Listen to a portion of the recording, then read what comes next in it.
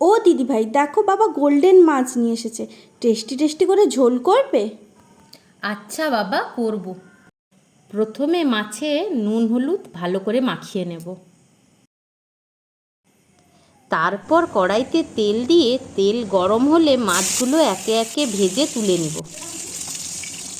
আমি এদিকে আলুগুলো কেটে ফেলি।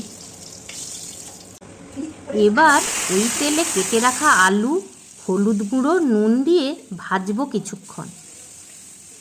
তুমি আলুটা ভাজো, আমি এদিকে পেঁয়াজ, টমেটো, রসুন, আদা কুচি করে দিচ্ছি, তারপরে তুমি মশলাটা বানিয়ে নিও। মশলায় আদা, রসুন কুচি, জিরে, ধনে, গোটা শুকনো লঙ্কা দিয়ে স্মুথ পেস্ট বানিয়ে নেব। আলুটা লাল লাল করে ভাজা হয়েছে, কালারের জন্য অল্প চিনি দেব।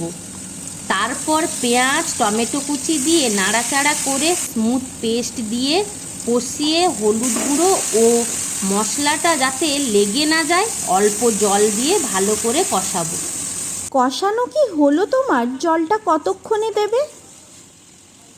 এই তো জলটা এবার দিয়ে দেব, ফুটে আসা অবধি অপেক্ষা করব। এই নাও, ঝোলটা ফুটে গেছে, এবার কি করবে? এবার মাছগুলো ঝোলের মধ্যে একে একে দেব।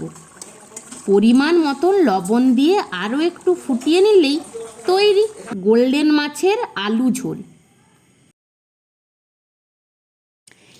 এবার শুধু খাই আর খাই।